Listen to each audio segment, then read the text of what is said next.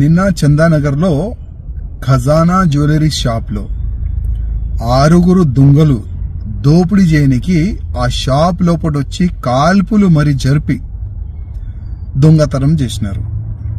వాళ్ళు సంగారెడ్డి వైపు వెళ్ళినారు, అటువైపు వెళ్ళినారని ఇట్లాంటి వార్తలు కూడా మీడియాలో నడిచింది.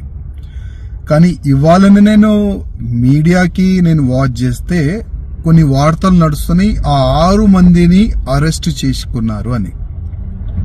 నేను మా ముఖ్యమంత్రి రేవంత్ రెడ్డి గారికి రిక్వెస్ట్ చేయాలనుకుంటున్నాను. ఉత్తరప్రదేశ్ లో ఎవరైనా దొంగతనం చేయనికి, దోపిడీ చేయనికి, మర్డర్ చేయనికి ఇవ్వాలా భయపడుతున్నారు. చాలా మంది దొంగలు జైలు లోపట వెళ్ళిన తర్వాత మా బెయిల్ కూడా వద్దు, మేము బయటికి కూడా రాము, మేము జైలు లోపటనే ఉంటాము. ఎందుకంటే ఏ దొంగతనం చేసేవాళ్ళు, ఏ మర్డర్ చేసేవాళ్ళు, ఎవరైనా మాఫియా బయటికి వస్తే ఎన్కౌంటర్ అవుతుంది.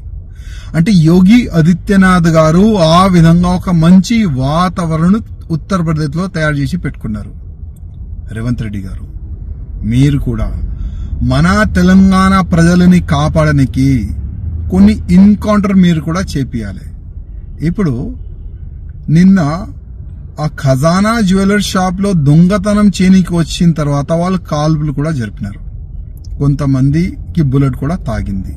ఆ షాప్ లో పనిచేసే వాళ్ళకి, మేనేజర్ కి. ఒకవేళ చనిపోతే, ఇంకా జనాల పైన వాళ్ళు ఫైర్ చేస్తే ఏమయ్యేది? కొద్దిగా ఆలోచన చేయాలి. అందుకోసం తెలంగాణలో కూడా ఒక భయం అట్లాంటి వాతావరణం క్రియేట్ కావాలి. ఎవరైనా వేరే రాష్ట్రంలో ఉన్న దొంగలు తెలంగాణకి దొంగతనం చేయనికి రావాలంటే ఒక భయం పుట్టాలి.